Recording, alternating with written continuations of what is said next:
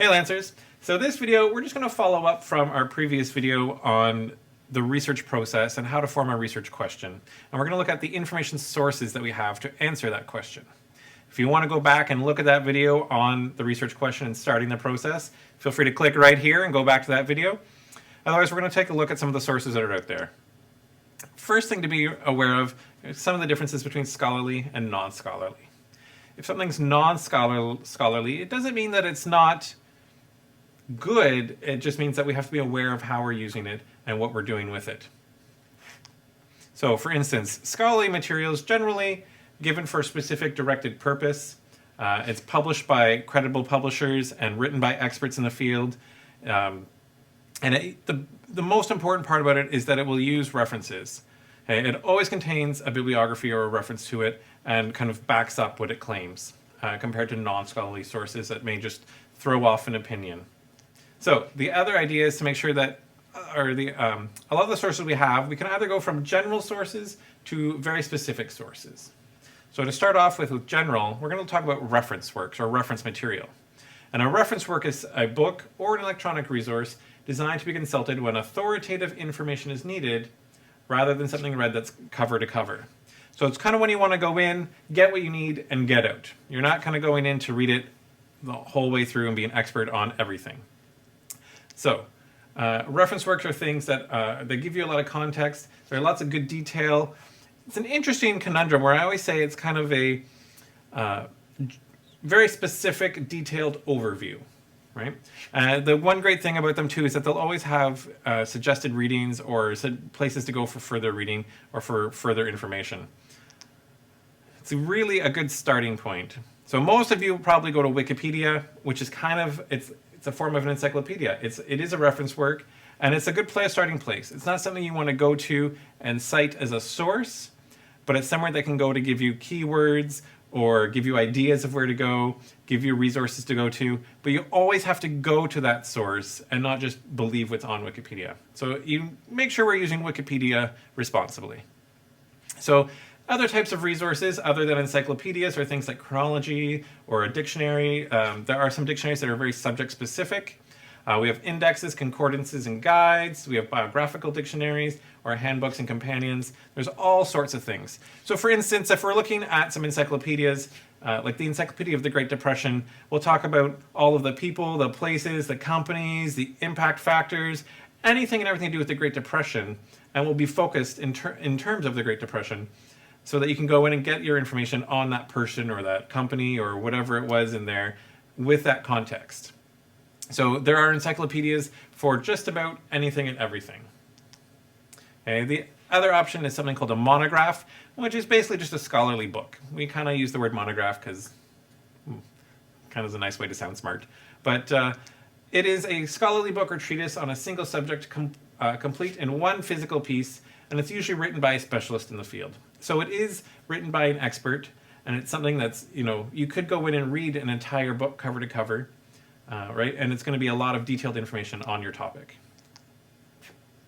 So if we were to go back to that previous example in the other video where we talked about our research question being in terms of comics being made into movies, we could look at monographs such as this. So the projections, comics in the history of the 21st century storytelling, or the Comics Come Alive, a guide to comic strip characters and live action productions. Right? So there are books and topics and encyclopedias on just about every topic that you can get, and they're all scholarly. So scholarly article, which a lot of students are familiar with, and usually I have a lot of students come to me and say, I need articles that say this, or it has to be a scholarly article, because that's kind of what we first associate when we think of scholarly material, but there are all of those other types of sources of information. So a scholarly article is one of them, but it's usually very, very specific.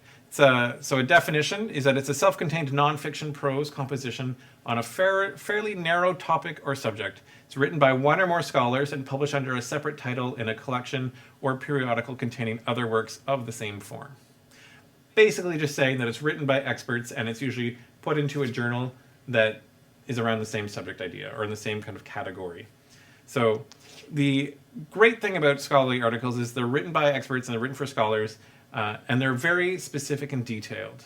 So That's not necessarily great if you're looking for an overview, if you're looking for somewhere to start your paper, or you need some background information. You're not going to get it from an article. But if you need something that's technical or very detailed, that's when you would want to go to an article. So for again, going back to our example of comics into movies, I might want to browse through or search through. We have the Journal of Graphic Novels and Comics, right? So there are scholarly journals for lots of different areas that we're not sure about.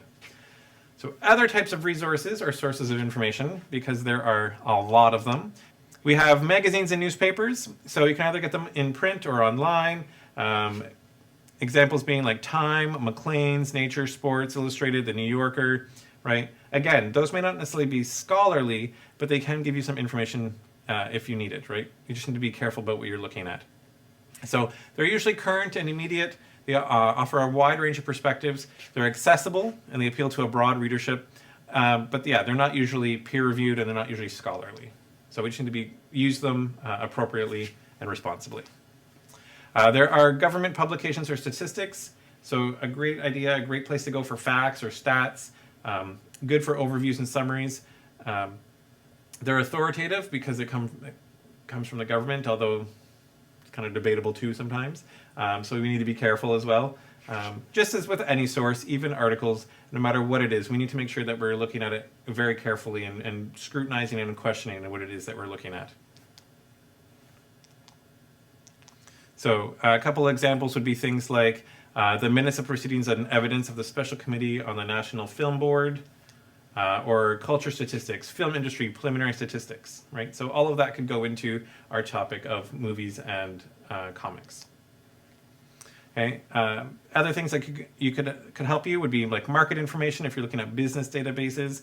So things that are authoritative, they're detailed, they're usually up to date, but they are specific to a particular market or specific area. They're excellent for consumers, but it's just usually just often raw data and not analysis. So you would have to do some analysis with the data that you find. Now, general websites. This is where a lot of people can get into trouble and where we're going to spend a little bit of time. But this is just a favorite quote of mine that I like, that just says, getting information off the internet is like taking a drink from a fire hydrant, right? You just need a little bit of information, but it's going to throw a bunch in your face that you need to kind of sort through and figure out what to do with. There we go. So the advantages of the web are that it's immediate, fast, it's readily searchable, it's available all the time, right? As long as you have an internet connection, either at home or using the library. But it can disappear, right? Sometimes websites just change, they disappear, information on them changes, so we need to make sure that you're kind of still looking at current information, or if you come back to it, right, back in time after time, you need to make sure that it hasn't changed too much. So this is an example of a website that I came across with a student, and by no means am I saying that this is a bad website. This is just an example of something that I want you to be aware of and be careful about. So using a Google search, we came across some information on Alice Walker's everyday life or everyday use, when we were looking at that.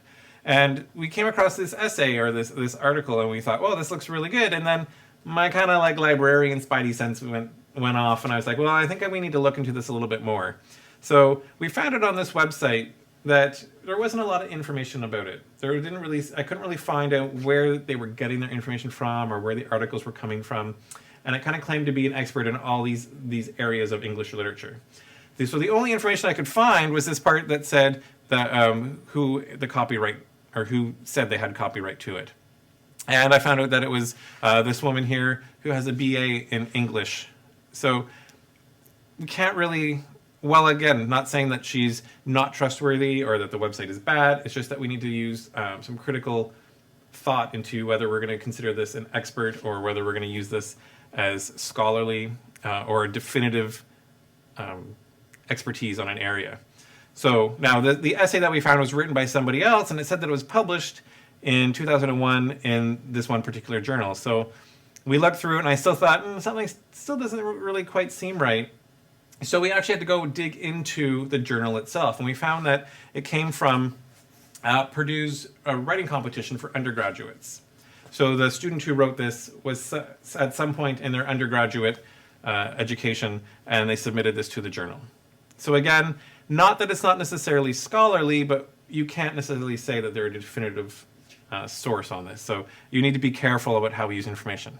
The good thing about it is that if they made some really good points, he kind of gives you his works cited list as well. So you can just take the papers he went to and you can go read for them yourself as well. So it kind of helps you that way.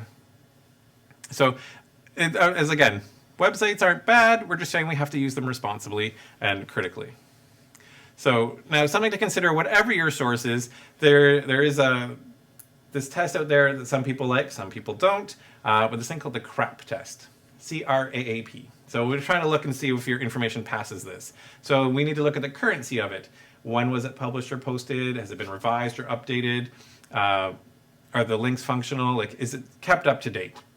Or is it from the 50s, right? We need to know what we're looking at.